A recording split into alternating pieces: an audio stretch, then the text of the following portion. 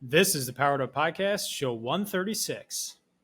If somebody thinks that me personally, if I'm just about the exercise, then I completely miss the mark. Me personally, I'm about making better humans who like to move. That's what I'm all about. Trying to motivate people to be better human beings who love to physically actively move.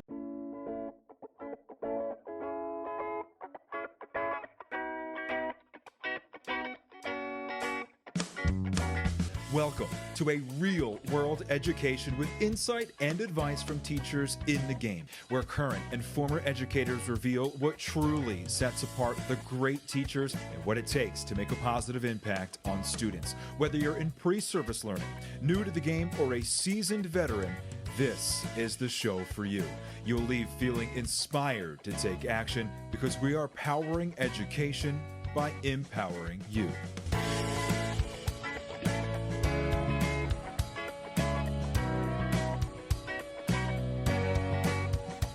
Hey, what's going on, everyone? This is Kennerman, host of the Powered Up Podcast, and I'm here with my co-host, Mr. Matt, pole vaulting his way into fifth grade Rogers. Matt, how you doing, man? I'm great. How are you? I'm doing well. So while this show comes out, you will already be in fifth grade. But we had a physical education teacher on with us today who was unbelievable, Mark Housel. And so it made me think of your own physical experiences. You're the champion pole vaulter. I would not give myself credit of champion pole vaulter. I was not good enough to do it independently in college, so that's why I had to do the decathlon. We joked and said we're looking forward to when your little daughter's first boyfriends come over and how you'll have in your back pocket a little boxing video. Whether you want to share that or not, you're welcome to it. But for us, physical education has been so much beyond just sports, development, teamwork, obviously healthy life choices, and talking to Mark today and just getting to the core of values of that role, what it could be at its maximum. Really, really impressive stuff. Yeah, absolutely. We've had three physical education teachers on now, Mark being the third, and they are all unbelievable teachers. And it really showcases how, when there is intention created in the activities you're trying to do and the skills you're trying to develop in your students, that it creates really a holistic learning experience for the kids. And as a classroom teacher, one of the big things that I say when I keynote is stop planning lessons and start planning experiences. Think about the skills you're trying to teach. You can still teach the content. You can still deliver the instruction on those basic reading skills or math skills or historical facts and situations that you want them to analyze and learn about. But focus on how can you create an experience where they work through that? How can you create an experience where they see that or they discover it themselves? And focusing on that, and the content will come along with it. And so, with our physical education teachers, they can teach kids how to throw a baseball, but they can do it through an experience where they build other skills along the way. Totally agree. And I think even to add to that feature is I using those three educators to prove this is my gut reaction to hearing a physical education teacher is so much less than what they actually bring to the table. From my gut reaction, and this is me just being honest, is they're out of my hair as a regular ed teacher, and I really hope they come back tired so that my afternoon goes a little bit more smoothly. Kind of like the values and why we depend on indoor versus outdoor recess. And that is such a shame that is my gut reaction, because it is so much more than that. And just talking to Mark and realizing how you can partner the skills and development that you gain in physical education to lessen problems between students, or the soft skills and teamwork and the healthy choices, and all of those features all put together a well-rounded picture of what kids could get out of education, and every environment matters. And we're all on the same team. I think he mentioned, and comes up early in the conversation, how every single student adult may connect with students differently. And if he can gather information and pass that along to appropriately get everyone on the same wavelength to support children, there is nothing wrong that comes out of that. Yeah, absolutely. So I'd love to jump right into that conversation with Mark Housel. This podcast is a proud member of the Teach Better Podcast Network. Better today, better tomorrow, and the podcast to get you there. You can find out more at teachbetter.com/podcasts. Now let's get back to the episode. Hi, Mark. Welcome to the Powered Up Podcast. How you doing today? I'm doing well, Ken. Thanks for having me. Yeah, absolutely. We appreciate you joining us in the middle of summer. This will come out during the early parts of the school year, but we appreciate your time during the coveted summer break. So kick things off nice and simple for us. Just officially introduce yourself, let our audience know where you are coming from, and give us a snapshot of your career in education. Okay, I'm Mark Housel, and I currently teach at Beeler School in Marlton, New Jersey. I'm going into my 25th year, which I can't believe. You blink and that happens. I've kind of bounced all around the state of New Jersey. I started in Oakland, New Jersey, part-time. I moved to Glen Ridge, New Jersey, was there for 3 years. Would have stayed there my whole life if you could helicopter me up and back and forth to North Jersey and back. My wife and I are both South Jersey people. I'm from Ocean County. She's from Burlington County. Worked in Bordentown. Then I got the dream job in my own town. Was there 6 years and got riffed. And so that was a crazy time in my life. One of my big mentors is Dr. Rob Gilbert. He is a sports psychology professor in Montclair State University. I can't talk for more than 2 minutes without mentioning that man. One of his quotes is, "Sometimes the worst things in life are the best things." And, I was done. I was angry and I was completely done with teaching. I got another job in Mount Laurel, New Jersey. And I really didn't enjoy myself there because I was bitter. I was angry. I was frustrated. And to be honest, I didn't even want to teach anymore. And I wound up resigning during that school year and to never teach again.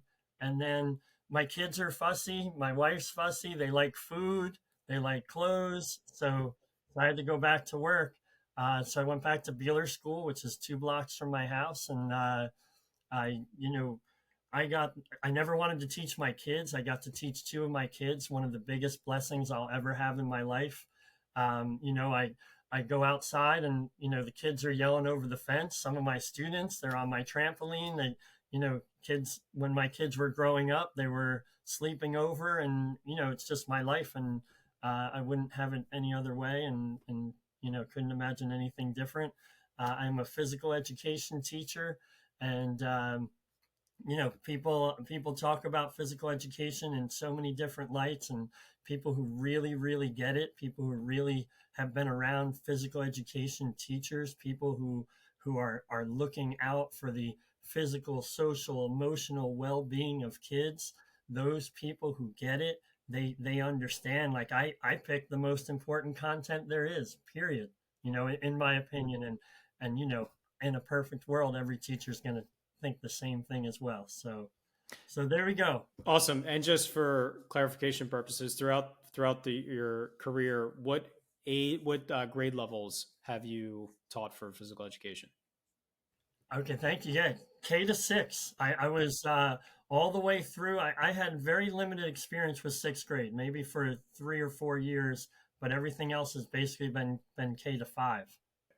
The young ones. Yeah, we've had a few amazing physical education teachers on this podcast. Candace Young and Kyle Bragg are 2 that stick out to me, and they really solidified and encouraged what you just said about the importance of the physical education classroom, especially for the teachers that get it. And I think phys ed, unfortunately, is a subject that could so easily be viewed the complete other way, where not, I don't want to say in a negative way, but just the kids go, they play a game and they leave. There's no purpose or intention behind the way the lesson is structured and the activities are structured and the goals that the teacher has.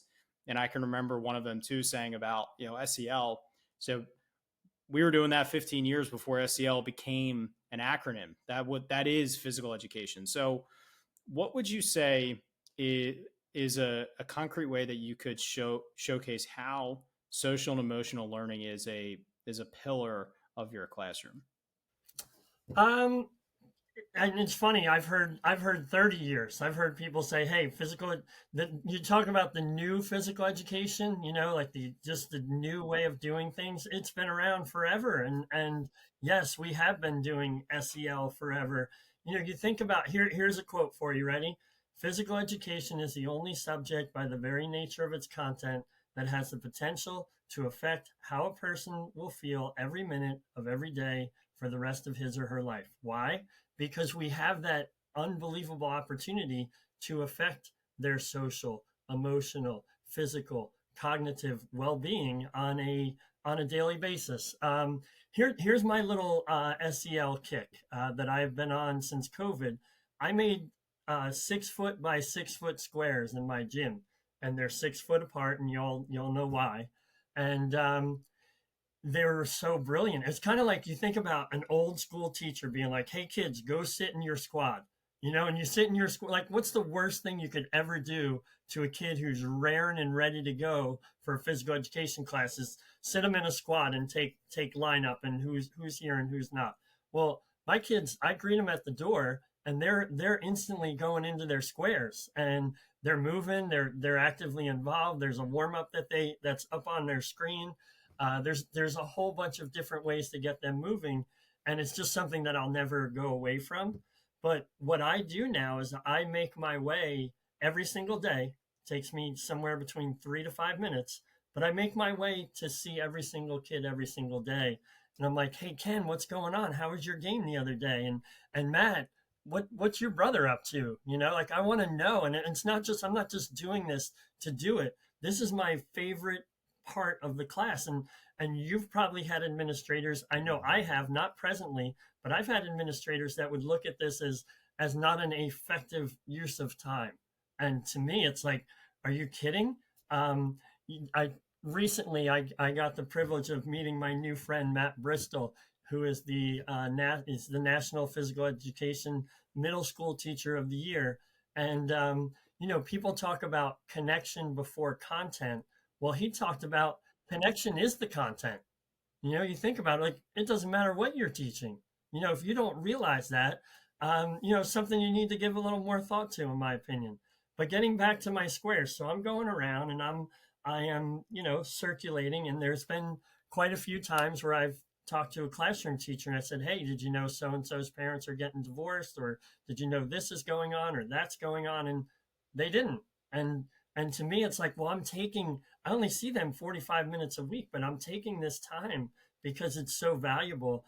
And, there was one day where I had found out, something that was one of those where made everything stop kind of moments where I was privy to information that nobody else in the school was. The counselor was notified, the principal, and again, it's just these little things. Most of the time, it's just little conversations about, "Hey, what's going on with you? And I see you and I care about you and I want to know what's happening with you."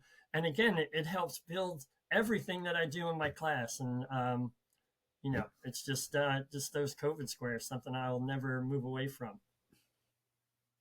So one of the things Ken and I grew friends originally through is our love of kind of a similar concept of getting kids fully involved, fully immersed into the experience of learning. And that has shown its way a few different versions. But what you're bringing up with that connection and the value is you may connect with some certain people and certain kids, unlike anyone else in that building, but that collective information all goes in together as just us as adults trying to support kids. So that information you take in affects how you can communicate with your peers and kind of support the learners outside that environment. How do you find yourself sharing that information? Because some of it is very personal, some of it is really important. What is that chain of reactions? Because sometimes when we hear this, we know that there's trust between the kid and you. How do you go about continuing to allow the science teacher a window into it, or the other specialists, or the office staff, without taking away the chance of them being willing to open up to you in the future? Great question, Matt. And then, you mentioned it's a little bit of a slippery slope, right? Because obviously, we don't Totally. want to lose trust. And when some, And also, you as a neighbor almost, enhances that too. So just adding that little wrinkle to it as well. yeah. I mean, it's crazy. I'm seeing these people in public for sure. You bring that up. I mean, we're wearing the same clothes. We're at the same sporting events, and got the Cherokee orange, the Marlton orange going on. But to back up, in the elementary school, it's nice in that there aren't as many teachers. You don't have your science, your math, your LA teacher. You have your classroom teacher, but also we have our related arts as well. Sometimes there's certain information, obviously, as professionals, that has to be shared. Like, you've got to know that this kid is, you're seeing with their behavior, you're just seeing the tip of the iceberg. Here's the rest. Here's the stuff underwater that you have no idea what's going on. And there's certain things that just absolutely have to be shared. There have been times this year where I had a kid coming to me with some information and a simple conversation. Hey, do you mind if I talk to the guidance counselor about this? Here's why. Not just saying, hey, do you mind if I talk, but giving them the reasons, like, I care about you, and I don't want this to continue, just like you don't, and kind of taking the conversation that way. Yeah, I think that's a beautiful way to phrase it. And I started that comment / question in a different direction, but that really pressed in my head as something to touch on. To go back, Well, I think a key word you said, Mark, and then I'll let you jump in, Matt, is as a professional. We have to remember that we are professionals, and you don't want to jeopardize that trust, but sometimes you have to take action that is appropriate for the well-being of that child, even if they're not going to see it in that exact moment. But I do like how you proactively talk to them. Can I talk to this person? Here's why. So you can take that proactive measure, but we do have to remember we are professionals and we have an obligation to the safety and well-being of children. So to kind of piggyback off of that and go into where I was leading with Ken and I is, Ken has long, on this podcast alone, long documented his first few days of school and how it shows a lot of the soft skills, who are the leaders, who are not. And to clarify that, the kids kind of walk into a relatively empty classroom, and you allow that release of say and decision making to the kids, and you see the kids team up and create designs, and you see who's the leader, who's maybe more the follower, who is more of the abstract mind. All of these soft skills that then starts building your understanding of the dynamics of the class. The reason why I bring that up is physical education at its minimum is the burning off of the top end energy. And that's a really narrow perspective of what physical education is. They ran around, so they're a little bit less fidgety in our classrooms.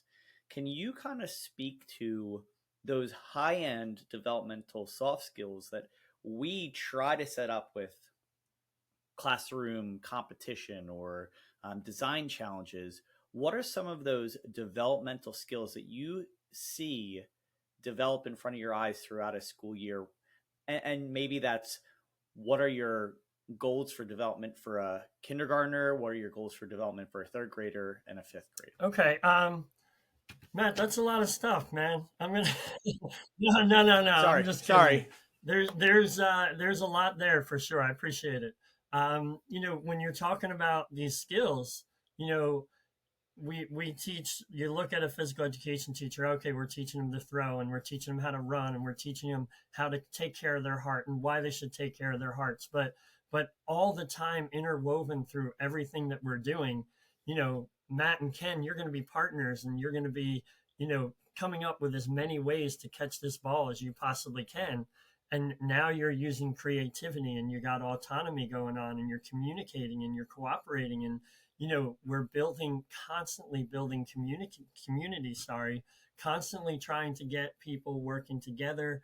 um, you know just little mixers before class starts, like something, one of those quick hitters, like, yeah, they come into their squares and they're moving right away, but a quick hitter, hey, there's over to the side, this touches on the SEL piece. I think I got this either from Chip Candy or from Mark Friedrich.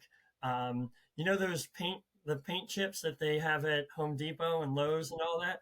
You never see somebody walk out with a wad of them. They either can't make up their minds, or they're a PE teacher who's spreading them out around their gym floor. And it's like, hey, everybody, come on in, pick the color you are today, and you pick a color. I picked yellow because I'm happy, and Ken picked green because he likes going outside, and who knows why anybody picked anything, but we're communicating, because at the end of the day, who on this planet, like, I'll never be judged by how well I throw a ball unless I'm a major league pitcher or I'm trying to be one, ever. But I am going to be judged by how well I can communicate, how well I can cooperate with others, how well I can show that I'm willing to be part of a team, that I'm willing to take risks, willing to make mistakes and keep going. Kindergarten, you talk about, you look at our society, and we have adults that are really lacking skills. We seem to be lacking the skill of disagreeing. It's like, Matt, you see it this way and I see it that way, and that's it. And I guess, you're going to believe what you believe and I believe what I believe. And there's not that coming together, or, Matt and me going back and forth, just trying to be right, as opposed to taking the time to listen, and when you back up, you look at our kids in our schools. If our adults are lacking these skills, our kids are naturally going to be lacking them as well. So physical, like, where's a better place to work on all these things than physical education, in my opinion? In our kindergartners, we just basic things, just basic self-control, and being able to look one-on-one and interact, and like, one of the things I'll start out with in the beginning of the year is, like, no equipment. Ken, Matt, you guys are going to be playing imaginary catch with a tennis ball.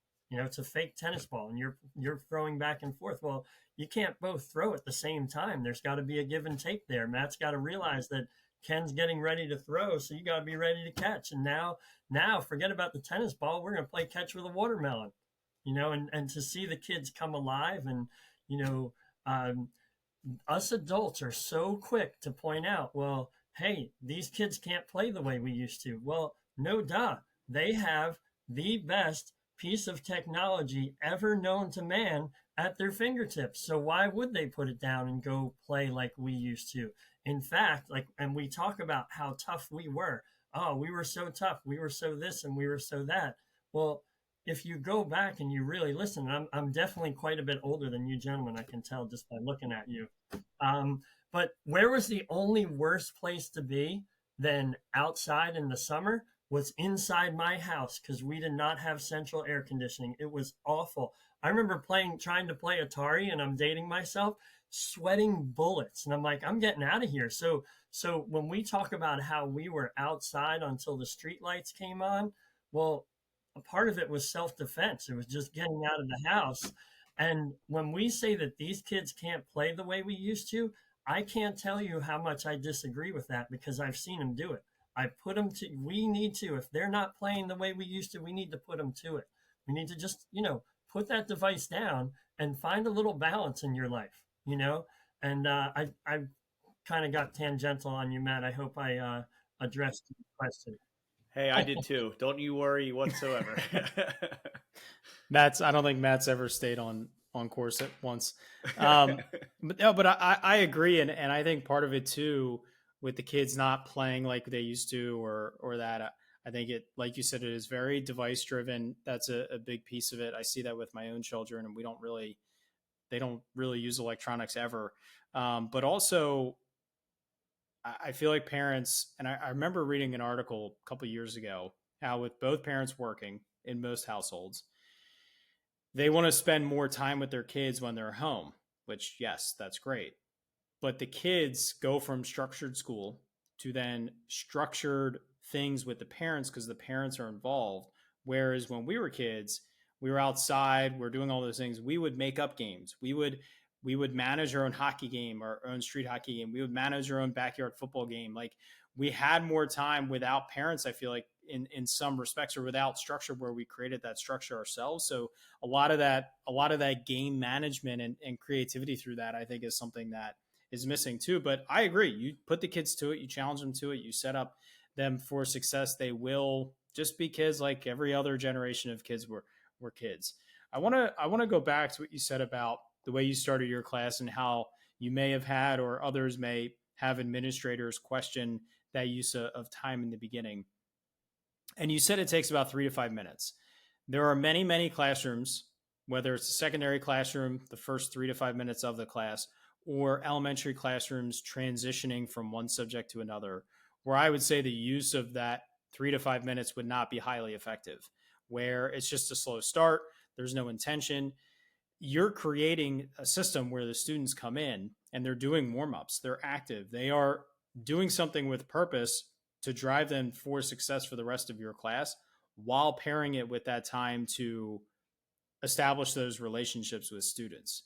And so even if that's not what you're doing in the beginning of your class, thinking about those transitions, what are you putting on the students to do themselves through the structures and routines you establish? I'm sure the first few weeks of phys ed class, you're guiding them through that process of how to go to their block, how to do the movements, how to do the warm up, so that after 3 or 4 weeks, they can do it completely on their own. So then you can bring in that relationship piece.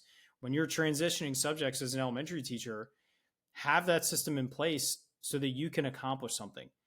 You, as an elementary teacher, you don't need to walk around the room and talk to every kid every transition. You might just need to get your own stuff ready, and that's fine. You're transitioning from teaching math to now teaching reading and language arts, and you need your time to do it undistracted. So just thinking about those transitions and how you're empowering your students to be able to handle it on their own is so important. So what I would love to ask you is, what do you feel you have mastered or you have learned as a physical education teacher that allows the students to successfully, I want to say, play independently, whether it might not be by themselves, but independently meaning teacher removed, where they can manage their own behavior a little bit, where they can manage themselves and each other and engage in that conversation to keep the game or the activity moving in a positive step forward that doesn't involve you stepping in and solving the problem right there? Okay. Well, I think about, the first thing I think about is getting them, like you said, setting up the structures, setting up like, all right, here's what we're going to do. Here's how we're going to do it. And here's where you're going to end up when you're done doing this. And once all those structures are set in place, giving people challenges where, they know what the rules are, they know what the parameters are, they know what you're looking for, and being able to step away as a physical education teacher and just be the guide on the side, that's where the magic happens. The magic's never going to happen when I'm talking, when I'm blah, blah, blah. Like that's not where it's going to happen. You think about being a physical education teacher, some people, when they come into, like, say I'm out for a day and they couldn't find a sub and people come back, they're just like, I don't know how you do it. And, I think physical education teachers are well equipped to move into a classroom. I don't know that all classroom teachers are well equipped to move into that situation where there's so much going on.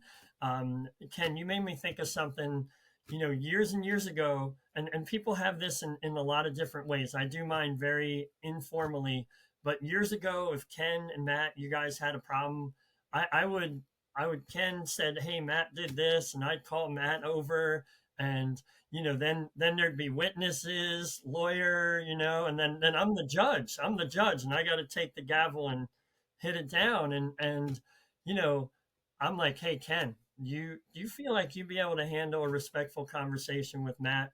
And if your answer is yes, I'm on to Ken, or I'm on to Matt. Sorry, I'm going to go over to Matt. Hey, you think you can handle this?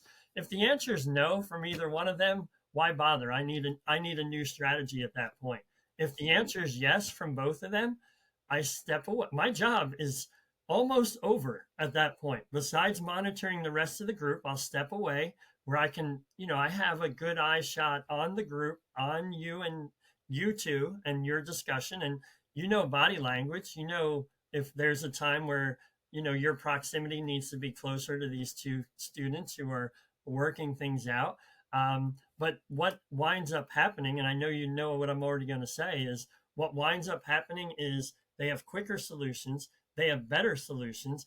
A lot of times there'll be a handshake or a hug or something that is totally generic, totally organic. Sorry, to the situation. Something that I didn't tell them what to do. I didn't tell them what to say. I didn't tell them what to think. I just stepped away. And number one, my job is easier. And number two, it's better. It's always going to be better solution coming from them. I think I hate to call myself old. I don't feel old, but in my older years, I feel like I've just done a better job of managing, these things that come up. These are opportunities. These issues that come up, it is an opportunity to make a difference in the lives of kids, to show somebody how situations should be handled. I'll be honest, when I was at Jaggard School back in, when I was there back in the day, there were days where stuff just wasn't coming up. And I'd say, well, I'd have to like create teachable moments. Like, well, let's say somebody wasn't being a good sport in class. And again, this is going back quite a few years ago.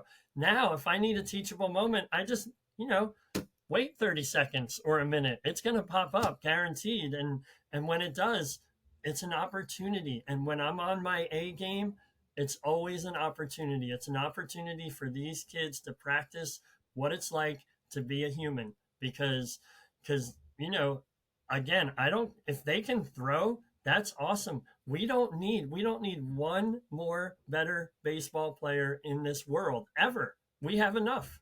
We're all stocked up. What we need is better people, period. And, I hope I answered you, Ken. Yeah. And that, Ken, I don't know if you had an experience like this. That gives me flashbacks of when I was in elementary school, the mentoring in general. And here I am, I'm on the side, looking up like peer-to-peer mentoring as a regular ed teacher and how I can bring that in, because that resolution and the skills developed there.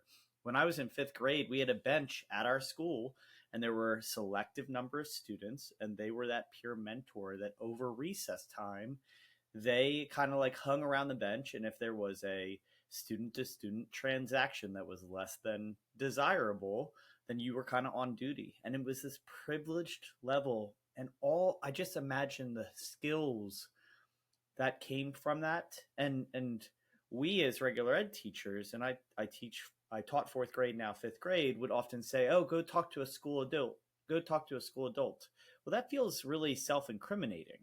And obviously you could have an issue with that if you're going to a peer and saying, oh, I feel like this peer doesn't like me, but you're trusting that peer to be honest and listening, and they're not making a decision. They're just de-escalating the situation.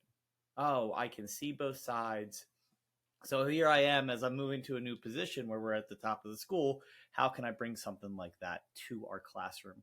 Ken, did you have any experiences either instructionally or when you were a student like that? Nothing formal. I don't remember anything like that formal as a student. And as a teacher, I didn't have anything formal like that in my classroom, but I did take a very similar approach to what you were saying, Mark, about looking at the students and saying, can you handle this conversation yourself? Can you engage in this positive conversation? Have an open mind. And I can remember times where I had issues between students, and I would take them to the empty art room and just say, work it out, come back when you're done. Right. And just, they were students that were typically friends and had a rift between themselves. So I knew there was common ground to work back towards. But yeah, I would always say to my students, like, it's your job to figure it out. I'm here to offer support. I'm here to offer advice. Like, if you're in a situation where you want to come to a resolution, but you feel like you can't, come to me for advice. I'll give you my opinion.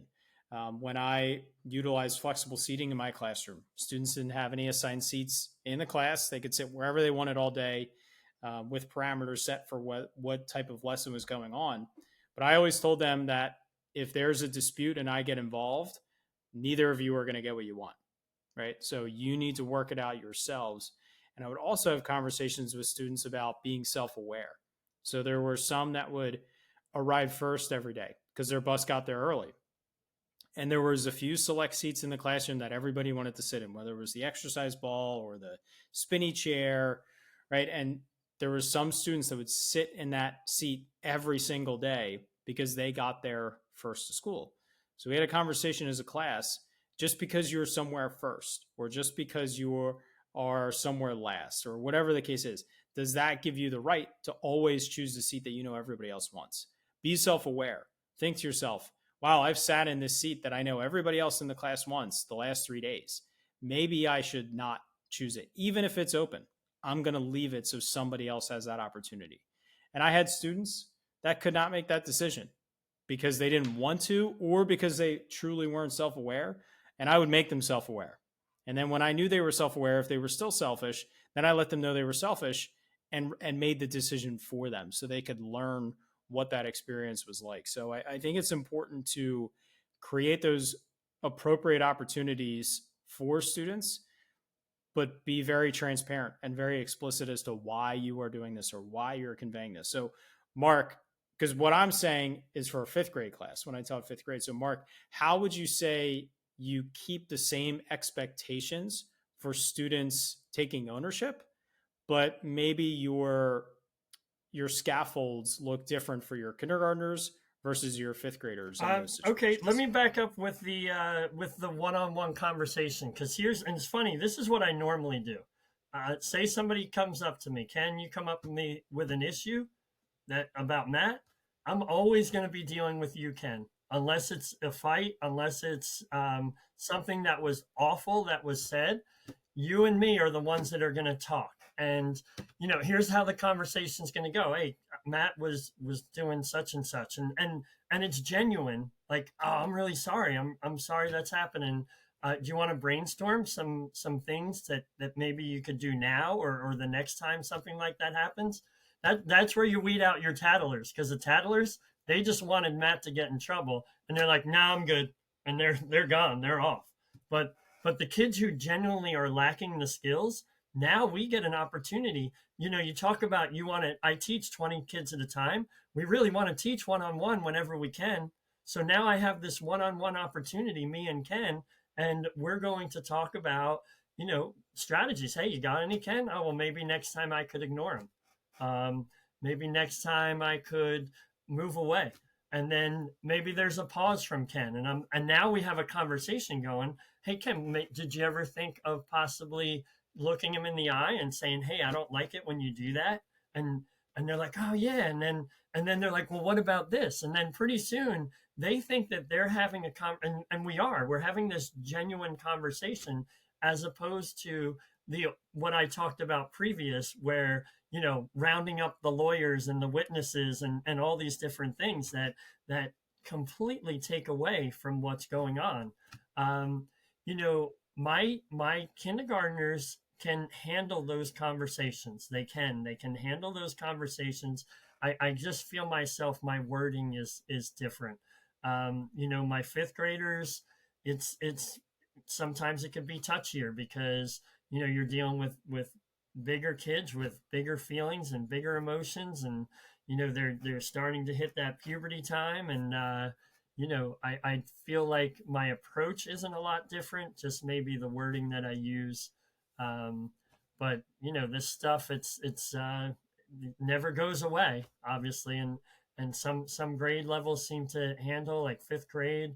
I don't have a lot of issues that come up in fifth grade most years, as opposed to kindergarten, when it's like there aren't enough of me to go around. Some days you need one of me in every single corner, and then one in the middle, and that might be enough, but you never know. So just looking at your position throughout the year, I think of certain special activities that you might bring to a school environment. Can you kind of, whether it's field day or other attributes, are there any social and emotional pushes? I'll give you an example real quick. We started instituting a national or international day of play in our classrooms, where we would shut down the instruction for the entire day and just allow kids to create their own schedule and structure. Are there any during the day major things you bring in for your students, or outside of school, that enhances what you teach and the messages you make throughout your time with them 45 minutes a week? I try to bring the good stuff into everything I do. I really feel like that's a big goal of mine. We do the turkey trot every year, and it's a competition, but it's also an opportunity for the kids to get out and to have fun. And the Jingle Bell Jog is something that we've moved away from in recent years. It was, I think, COVID kind of blew it up, and now that you brought this up, this is something we got to get back to this year. The Jingle Bell Jog. Here's how it worked. I used to do a fundraiser. I will keep the name of the fundraiser out of it, but this fundraiser always made me wonder, well, where does all this money go? Like, what?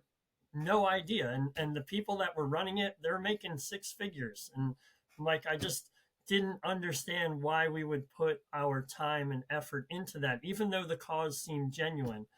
So I got this Jingle Bell Jog. I go to the New Jersey Lake Conference, and it's up in North Jersey. It is. I wouldn't be half the teacher, half the human that I am without my New Jersey Lake Conference family. And I went there one year, and I heard about the Jingle Bell Jog, and basically it's kind of like Jump Rope for Heart, where you go out and you get sponsors, you run laps, and you get, say I go out, I'm going to get a canned good sponsor. So if one of you are going to sponsor me one canned good per lap, I run 10 laps, you give me 10 canned goods. Usually when winds up happening is somebody they sponsor them for one a lap, and they're supposed to give me 10, they give me 30. And you bring them into school, and then our student council, they go to the local food pantry, and they are stocking the shelves.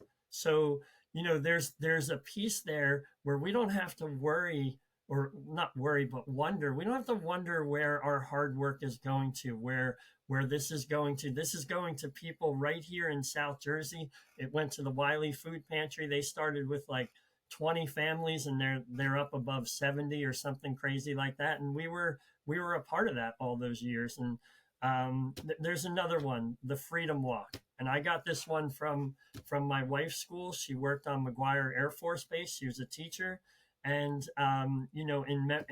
in remembrance of 9/11, they go out and they take a walk around their school, and everybody has flags. Everybody's got their red, white, and blue on. And we kind of blew that up. We've had the fire department there. We have the police come, and because it's not just about just our country. It's about our first responders. 9/11's about so many different things to so many different people, and this is like a no-brainer, easy activity to run school-wide. You just take a couple laps around your school. You say a couple words about a huge day in our history. And again, we're exercising as we're doing this. And to me, like, if somebody thinks that me personally, if I'm just about the exercise, then I completely miss the mark. Me personally, I'm about making better humans who like to move. That's what I'm all about. Trying to motivate people to be better human beings who love to physically actively move and live a healthy, active lifestyle. Our field day, everybody does a field day. We do and I inherited this from the amazing PE teacher that was there before me, Becky Jenkins. But we do a well wishes station every year. Every year, there is some sort of cause that just pops up. This year was an amazing family in our school district. The dad was dealing with cancer, one of our staff members even.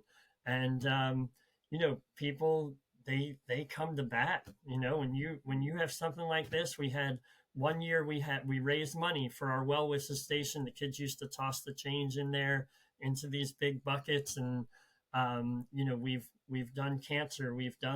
There was a neighborhood family whose house burnt down, and we've raised money for them. We've raised money for, a scholarship of a student whose dad passed away. And, it's just these things trying to make a difference with these kids, and you feel like it's never enough sometimes.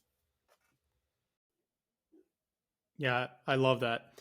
I want to just encourage people to look around, like you said, the community, things that are already going on, conferences or networking with other teachers to see what you can do and what you can bring to your school.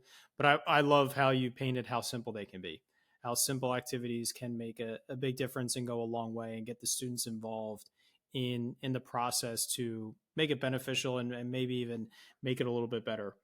Earlier in the conversation, you said how you feel as though you would be very well equipped to transition into a self-contained elementary classroom because of your experience as a physical education teacher.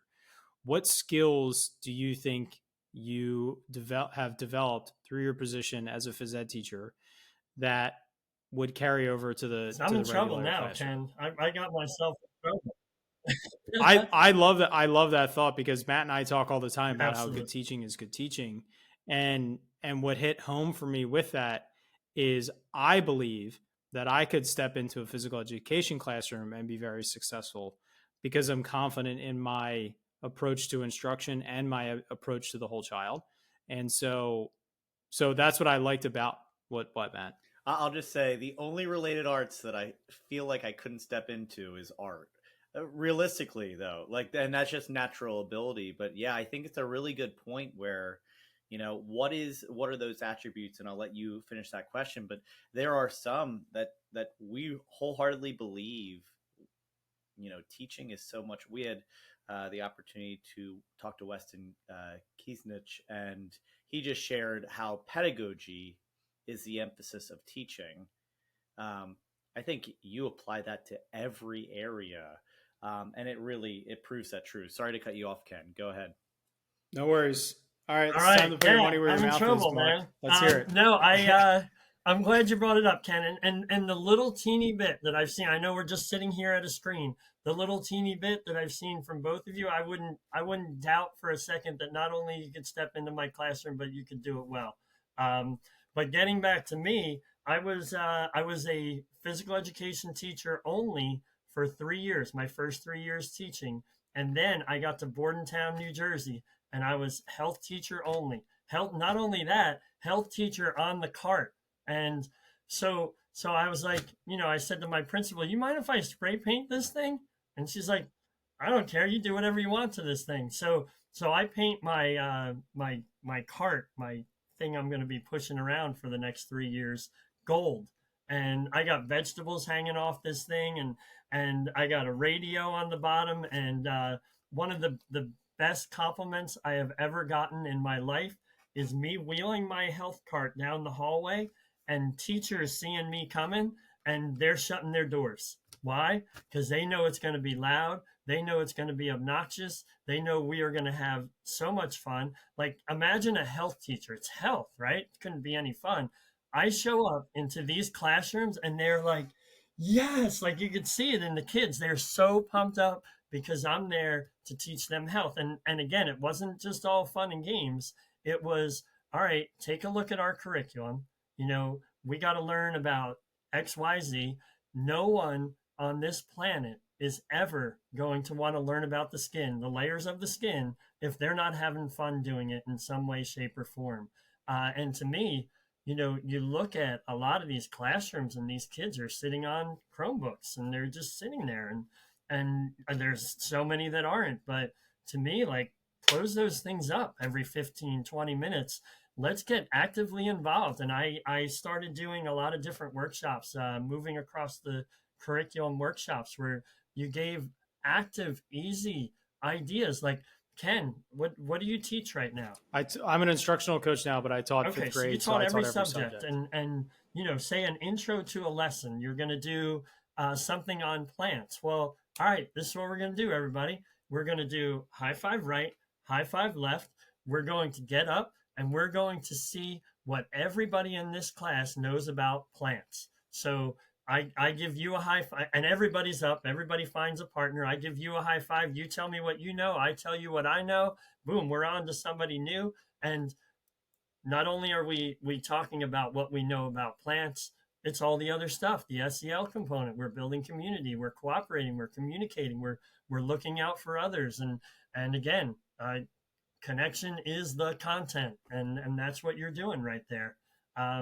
So yeah, classroom teacher, I'm not going to say I would ever want to do that. I at one point I did, to be honest. I really did. I wanted to get into a classroom and be a classroom teacher, and my fear was that they would never let me leave, and that's why I never pursued it. Um, but but yeah, I mean, maybe when teaching is all said and done, I could go volunteer, be a classroom teacher, and put my money where my mouth is, like you said. Absolutely. One of the most impactful things that I experienced in my career was I did a course on kinesthetic movement and instruction, and it is one of the staples. I have that book. Yep, that book right there. Yep. So for our listeners, you're going to go way back into the archives. Go to show 8, because we had Mike Housel, the author of the Kinesthetic Classroom. And you just have that. You just have that knowledge in your head which show it was and all that. Nice. Exactly. Yep. And so it changed the way that I delivered instruction in so many capacities. And movement is something that will improve instruction, and it will improve learning. There's science to back it up. It's not if or maybe, it will, if it's delivered the right way. And what you just showcased was such a simple example of how to do that. And there's so many ways to involve movement in your classroom that doesn't really require that much more work. Something that I used to do when we would do mental math practice in my classroom is they would rotate around the room and do different exercises as they practice mental math. So they were at a hopping station, a push-up station, a squatting station, different things, while we're all doing the same mental math. So all I did was add movement to an activity that already existed. You do vocab review, or you do any type of review. Get it on something that can be thrown around the room, crumbled up paper or index cards, whatever. Toss the questions around the room and let the kids just run around and pick it up and then do the question. There's so many ways to just insert movement into the activities you're already doing when you set your classroom up for success, and you set those expectations, and you teach the kids on how to appropriately move in your classroom. But it just changes the game, and the motivation is there, the fun is there, the smiling is there. And when there's a positive emotion tied to something, it goes to long-term memory. So that's part of that science piece. So I think it's interesting. And I also think it's interesting when you were talking about health. A lot of phys ed teachers teach health, and I don't think a lot of them bring phys ed into Yeah, and I don't know why. Like, how could sense. health, like I'll talk to my kids here or there throughout the year. It's like, how could health not be fun? There's so many unbelievable, awesome topics. How could you not make that fun? Exactly. So I would love to continue this conversation, but I want to be mindful of our time here and jump into our exit ticket, which is the same 4 questions we ask every guest every week. So question number 1, what is the best thing a teacher can do to make a student's school experience better? That's it. Care about them, connect, find a way, especially that kid that is driving you crazy. Find a way to love them. Find out, I mentioned the tip of the iceberg. Find out what's under the water, the stuff that we're not seeing. Randy Pouch, the last lecture, if you watch somebody long enough, they will surprise and impress you. And find something about them. I recently saw a quote someone captured of a keynote speaker. I don't know who it was or where they were, but they said if you like kids, you need to leave teaching. I like that. I like it. I didn't know where you were going with that. I like that a lot. That's a pretty good one. So you could go multiple different routes, and I know you said you had a mentor that you bring up very frequently. But what is the best piece of advice that you've received from a colleague, supervisor, or even a student? Oh man, best piece of advice. It's like I think I don't know if it's advice. I think that I was at William Patterson University, and it was college at the time, and they brought in 2 workshop presenters, and one was John Smith, legendary New Jersey PE teacher, and one was Chip Candy, another legendary, may go down as one of the greatest PE teachers ever. And he has not only become a mentor, but a friend. And, you talk about success leaves clues. He has constantly, consistently, throughout my 30 years of knowing him, shown me the kind of teacher, professional man that I want to be. And hopefully that helps answer your question. That's great. So it could be along the lines of this, maybe a little bit different, but it feels really easy to answer this question as we're recording over summer break, but we recognize that the school year does go in waves. There are times where things are great. You mentioned very vulnerably that there were times that things were not so great, and maybe the environment was fine, but you weren't there mentally, emotionally. What is something you feel like educators need to hear to help power up through those moments of struggle? I'll go back to another quote. We're not in the information business, we're in the inspiration business, and I think about like the tea in the cup analogy. If you've ever heard that story, guy bumps into somebody and spills their tea, and people say, your tea didn't spill because the person bumped into you. Your tea spilled because that was in your cup. And every day we go in with things that are in our cup. What's in our cup? When something's going to happen, like that bump that spilled the tea, what's going to spill out? Love, kindness, compassion, anger, frustration. What's going to come out? And so many days I know this and I see this. My state where I'm at determines how my class is going to go that day. And there's times when I catch myself where like, dude, you are not ready for today, and I'll look myself in the mirror. What kind of person do you want to be today? What kind of teacher do you want to be today? And obviously it's not, the answer to that question is not going to be average or below average or suckish, excuse the expression. Nobody's ever going to think that. So that's a good wake up call to me to be like, you need to flip the switch here, my friend. I love that. So it's easy to fall into facilitating a repetitive classroom. What do you think separates the teachers who are the ones constantly seeking to change, innovate, and adopt new teaching strategies? I just think it's an insatiable need to want to improve. It's like we as physical education teachers, I might get to teach the same lesson 5-6 times in a week. So, maybe the third or fourth time might be a lot better than the first or the second time. But when you have something the way you want it, and then you're like, this is awesome. And then you're like, how can I make this better? How can I make this better? How can I make this better and better and better? And pretty soon you're like, you even forgot where you started from. What am I going to do? Who am I going to talk to make this thing that's awesome better? And or the likewise, when you're reflecting and you're like, man, that just didn't go the way I wanted it to go. What am I going to do to make it better? I remember hearing you have the opportunity to have a 25-year career or to have the same 1-year career 25 times.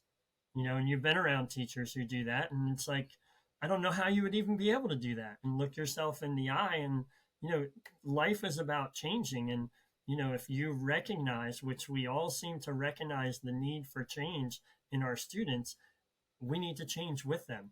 Our what we were in 2017 is never going to be good enough for these kids in 2023.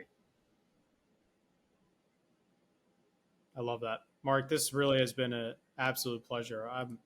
I'm loving this conversation. I think there's so much authenticity, so much value in this conversation for physical education teachers as well as regular classroom teachers. And this is making me feel good and making me anxious to get back to school. Me too. I'm pumped up. Not quite yet, but yeah, I'm August pumped up right now, even though it's late June, so I'll have to bottle that up and save it again. But thank you so much for your time, and thank you for joining us.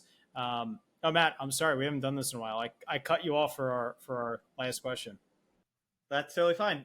Realistically, we're going to have to tune back in with you right before the school year in general, and when this comes out. But what is the best way for an audience to continue to learn from you, whether that's website or social media?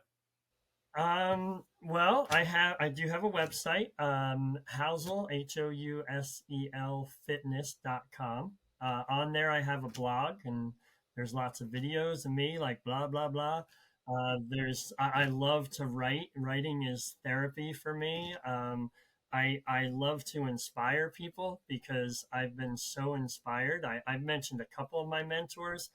I refer to them as my unfair advantages, and I feel like I've had so many unfair advantages, so many countless blessings that I want to try to do for others what's been done for me. I do have a book coming out. I have 2 books coming out, but one's going to be coming out quick, and the other one, it's kind of not my plan. I kind of woke up with this. I pulled a piece of this book that wasn't going to be ready in quick enough for me, basically, and I pulled this little piece out, and I'm going to run with it because it's really speaking to me. I think it's really going to help. I work the privilege of my life, the reward of my career is to be working at Monmouth University with college students, and I kind of originally wrote this for them, but I think it could be for any future professional, any first, second, third year teacher, or any teacher, just little tidbits of things that, like, oh yeah, I forgot about that, or I never thought of it quite that way. So yeah, I'm really jazzed about that. So where can we find your book? So this will be out in August, so keep that in mind. Well, I said quick. I don't know if it's going to be quite that quick, but I'm going to be moving as quick as I can. I would love for it to be out in August, but I'll get back in touch with you when I do finally get it published, for sure. Awesome. Thank you so much. Well, wherever you're listening to this, we'll update the show notes once we get that information, as well as link up to your website, which I'm sure we'll have it as well. And you can also see those show notes on our website, which can be found at powereduup.com. So, Mark, thank you again. Best of luck, and I look forward to seeing that when it comes out.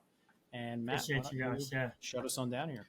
All right, as we power down this episode, I don't know if we are fortunate or not that we are feeling powered up right now, as Ken mentioned, but we are really appreciative of the time and what you do for education.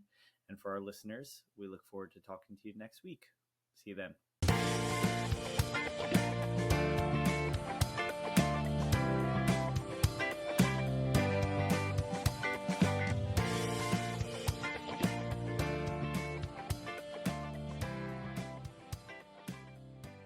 Thank you so much for listening to this podcast. If you haven't already, please subscribe on whichever platform you're listening to or watching us on YouTube. Each week we get to talk to amazing educators who are making a positive impact on the lives of students, their colleagues, administrators, and education as a whole. It's been such a privilege every week to be able to talk to these incredible individuals, learn from them, grow with them, and better myself and all of education through these conversations. If you haven't already, please consider sharing this with a colleague, someone who can benefit and be powered up from the experience of listening to these incredible conversations. Because of Powered Up, we are powering education by empowering you.